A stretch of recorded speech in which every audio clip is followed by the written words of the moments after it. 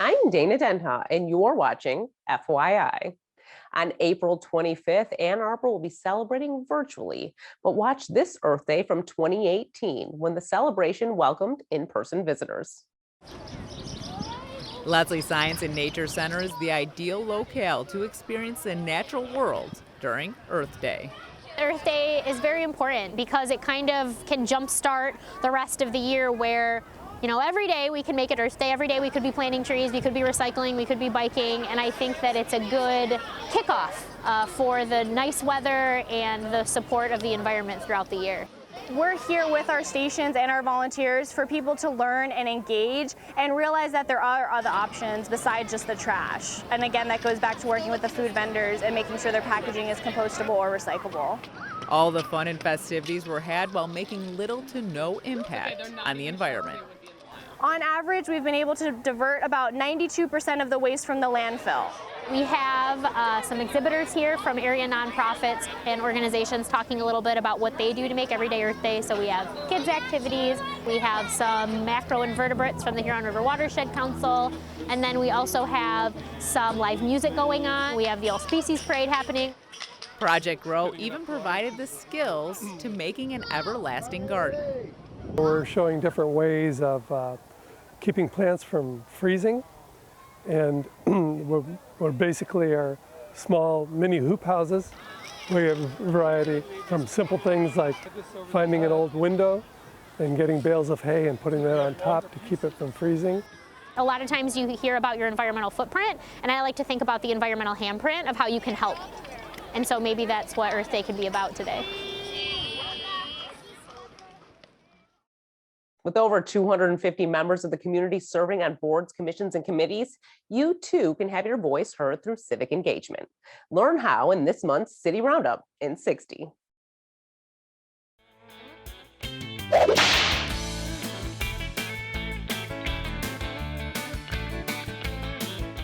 Hi, my name is Robert Malkai with the City of Ann Arbor Clerk's Office, here today to tell you about joining a board or commission. One of the best ways to engage with the city, advocate for positive change, and make your voice heard is to join a board or commission. With over 60 boards and commissions ranging from public art to human rights, we have boards and commissions for a wide range of policy interests. To learn more about our many boards and commissions, visit a2gov.legistar.com. Click on Boards and Commissions. Here, you can see all our boards, read a short description of them, and find contact information for each. Most boards have links that will take you to their webpage with more information. Those interested can click the Apply button in the top right corner. If you are interested in seeing current vacancies, under Boards and Commissions, click Vacancies. Here, you can see if any boards have an immediate opening and if the openings are for a specific position. Even if there is not a vacancy at the time, we'll leave your application on file for when a seat comes available. We look forward to seeing your application. Ann Arbor is the birthplace of synchronized skating. When the Hockettes began performing at the University of Michigan halftime shows in 1956. The sport creates an atmosphere of teamwork, camaraderie, and a ridiculous amount of athleticism.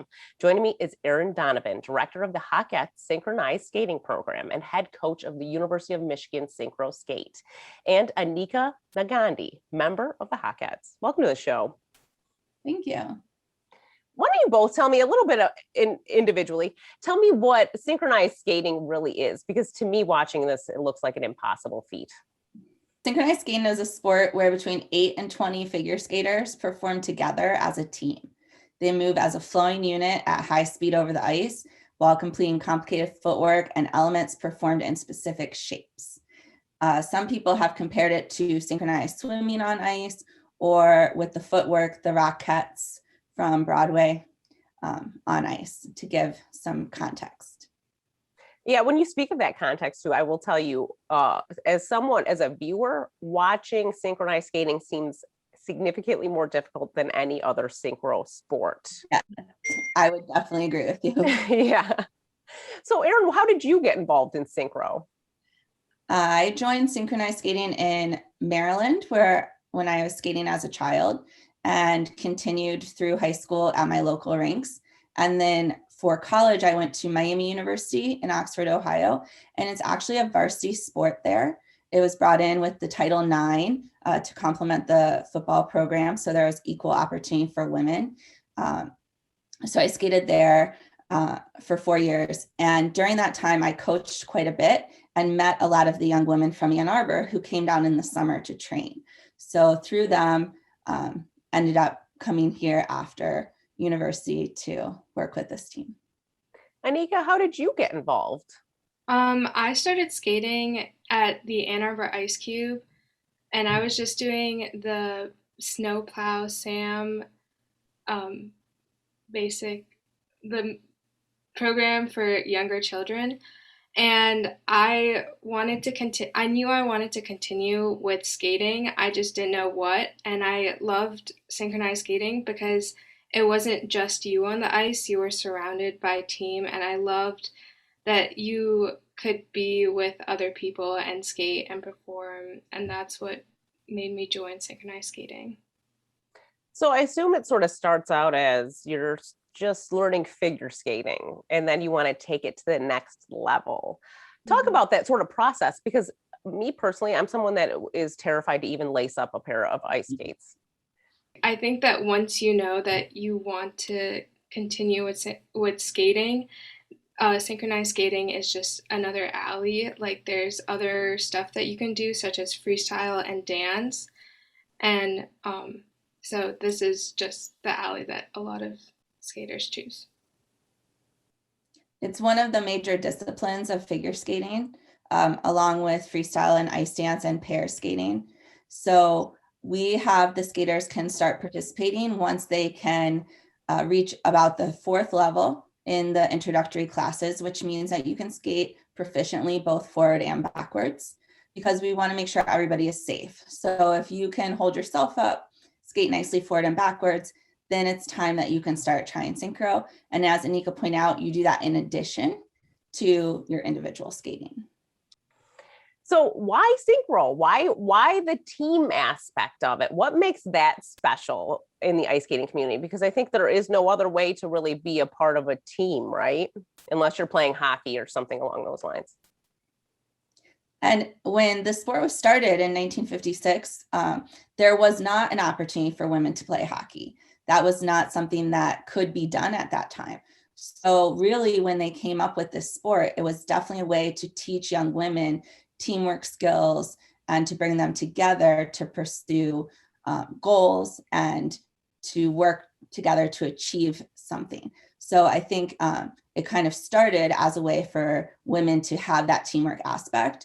And now it's a great opportunity within figure skating, because you don't get that when you're training on your own. And I think Anika can feel that experience and know what it means to have that camaraderie from her teammates. You do mention it's a very female-centric sport, but men are welcome, right? Yes. When it was first started, there just happened to be quite a few young ladies in the club, but it's a gender-neutral sport. There is not any sort of difference as far as what your role is. It's not a man lifting a woman. It's not anything related to gender. So it really is open to anyone to participate. Yeah, I mean, I think that's one of the things that should be mentioned, because when you look at a synchro team, you think it's predominantly feminine, and you might think that there's not a spot for you in the team, but they're definitely, it's very inclusive. And honestly, I'm shocked by the age range of people that are on these teams. It's amazing to me. Talk about the age range, how it's pretty much for everybody. Anika started very young. Do you want to talk about the younger side of it, Anika? Yeah, I think I started when I was around 7 or 8, and I started on the basic intro team, and that team doesn't compete. It's more like a performance team for younger children, to give them kind of like for them to understand the basics of synchronized skating. And then as they progress through their individual skating careers, they can move up in the different levels that Hockettes has to offer. Yeah, and then Hockettes goes about through college, through the first couple years of college. Then we also have the teams at the University of Michigan as well, which work hand in hand with the Hockettes. And even after that, there's a lot of adult skating. I've coached people up through the age of 84. I think was the oldest one we've had here since I began coaching. Right now, we don't have an adult team at our rink, but whenever there's interest, we do. And we have a long history of adult skating at the Ann Arbor Figure Skating Club. Yeah, like you don't need to fear away from the skates. If you've done it before, you can probably, it's like riding a bike. You can get back on them again and still do it. And a lot of people are taking it up as adults instead of just going to the same old gym class. It's a great exercise. So we have a lot of adults that come over during the day on their lunch break, and they form fun groups and they get a lot of good work done. So it's a great exercise to join in, even if you're an adult already. Yeah, I'd like to talk about the athleticism aspect of it, because I think that it's underrated because it's a female sport. And it really, I mean, if you sent a lot of, professional athletes out there, they would not be able to do what you guys are doing out on the ice. So talk about that aspect of it and how it garners more respect than it's getting. So I think it's interesting because one of the things that we always teach the skaters is that they need to make what they're doing look effortless. And I think in doing that, that's where you're missing the context of the athleticism, because it is very difficult, especially this year. They performed and trained in masks. We never once took them off the whole time. They did not complain. And they're going strong as hard as they can for up to 4 minutes. So if you think about a sprinter or someone that's running a shift in a basketball or a hockey game, like how long those shifts are, that these skaters are going hard as they can for that extended period of time. When we're training, we train for about 2 hours on the ice at a time to 3 hours. And so then it's, it's an anaerobic sport, but it's pretty constant when you add it up over that time. And then they also do a lot of off-ice training to develop their muscular strength and flexibility. Anika's participated in a lot of our off-ice training programs. So I think she could tell you a little bit about what she does to prepare. Mm-hmm. Yeah, so as a part of Hockettes, we've had to do ballet and off-ice training. And in addition to that, we also used to go to a gym and work out there. But because of the pandemic, we've been doing online workouts instead. And off the ice or off of like practice time, we have to do our own work, such as stretching to increase our flexibility on the ice. And we also have to do other like supplemental exercises to make sure that we're strong enough when we are on the ice and we are able to support the program. And that's on top of school too. So, I mean, that's a lot. It takes a lot of your life, but if it's something that you enjoy doing, then I'm sure it's worth every bit of it. Of course. They always get compared to the dancers. And then you think about the fact that they have a 5-pound boot on the end of their foot. So when they're lifting their leg over their head or, twisting their background, they're doing all that, adding weights to it. So it kind of takes it up a notch from just an average flexibility like in yoga or in dance. Sure. And when you mentioned that sort of effortless aspect of it, it's so true. It does look effortless, but that in itself is such a skill to make it look easy. Yeah. Anika, I'd like you to talk a little bit about, what you've benefited from being on the Hockettes, like finding friends, that sort of teamwork aspect, how it's helped you grow. Of course. Yeah.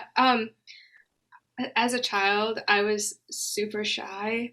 And I think that being around like the same people really helped bring me out as a person. And it made me more able to be friendly with other people outside of Hockettes. So I was able to really make friends easily when I went to high school. And it's also helped me a lot with my time management. Of course, our practices are so long. And then in addition to that, we have to do schoolwork and our other extracurricular activities like SAT classes and math classes. So all of that, just keeping track of everything, like I think that when I go to college, I'll be super ready because I'll be able to manage all of my time allotments, which Hockettes has helped me with. Erin, you came from another state to the birthplace of synchronized skating, and now you're making an impact here. What do you hope to see in the future for synchronized skating now that you're sort of at the helm and have a voice in it? We've been working for quite a while. The ultimate goal is to get in the Olympics. So everyone's motivation at the higher levels at the top is to work towards that goal. Right now, what I've been focused on during the pandemic is the filming and the media and the television and the social media. So actually at our last competition, we had people from NBC coming in to watch and things like that. So we're really working right now to sort of make this more mainstream so that more people get to know about it. They also recently did a documentary that we were featured in as well. So it's really about spreading the word because the people who participate get so much out of it and it really is exciting to watch, but you don't get to see that unless you're part of it. And so that's really what I want to bring to more people. I was shocked to learn that it wasn't an Olympic sport yet. I mean, it's been around for so long. Figure skating's part of the Olympics. How is the synchro not a part of the Olympics? So we are right now working on managing the numbers. The 20-person team, which is 16 skaters plus 4 alternates to step in if there's anything is needed. That's quite a large group to bring into the Olympics. So right now that's what we're working on. The media is the second piece of that. If it is media friendly, it is much easier to get in the Olympics. So there's sort of 2 prongs to our approach. Well, fingers crossed, we'll get there. Yes. Anyone locally can work their way up to being a Hockette. Can you talk about that? You hold tryouts for people. This is all part of the Ann Arbor Figure Skating Club. So you can take individual skating lessons, you can learn to skate, and you can work your way up to being a synchronized skater. We have tryouts every year in the spring, and anyone can try out. Like I said, once you get to about the 4th level, you don't have to be already skating at the Ann Arbor Figure Skating Club. You can come and try out. And if it works out for you and you want to participate, then you can join in. And we have ice all day long, every day that people can skate on. So any time of day that your schedule works for you, you can come in and ice skate and prepare and get ready for the Hockettes. So we welcome everyone. Everyone's welcome to try out. And you can just go on the Ann Arbor Figure Skating Club website or even simple www.hockettes.com and find out all about it. So we're looking forward to this weekend. It's going to be a lot of fun. Erin and Anika, right before we go, I'd like you to tell us why, from your own personal experience, if someone were interested in becoming a synchronized skater, why would you tell them to, just take the leap and go out there and try it? You definitely should do it if you're thinking about it. It's so much fun being on the ice and learning about all the different aspects of what goes into making a program and like everything you need to think about at once. That's one of my favorite parts of synchronized skating. It's that it's not only like what you're doing, but your spatial awareness and thinking about the people around you. And you also have to think about everything like from your head, where your head is, to like where your feet are, to where the person next to you is. Like it's so fun to learn about all the different aspects. And then in addition to that, you also get to learn about other people because you're around them all the time. And you also get to learn about stuff like ballet and strength training and like how you can be a better person. It's so fun and it's one of my favorite things to do. Erin? Yeah, I would definitely agree with Anika. I think from a skater's aspect, you just have that family sense, those friendships, and that passion for what you're doing. And it's very infectious amongst all the skaters. From a parent's aspect, I would definitely sign my children up because I would think that it teaches them so much. You already heard everything that Anika's learned. And that was one of the reasons why I wanted to coach, is because there's so much that you learn about yourself, about how to work with others and what you're capable of, that it's really a great teaching tool while the kids are having a lot of fun. So you kind of get to sneak that in there. So I think from a parent's perspective, that's why I would do it.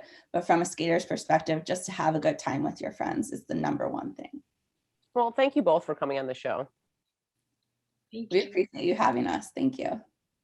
For more on this and other programs, visit a2gov.org/CTN. Visit youtube.com/CTN Ann Arbor to see all that we have to offer. And remember to like, comment, and share. Thanks for watching, and tune in next time to FYI.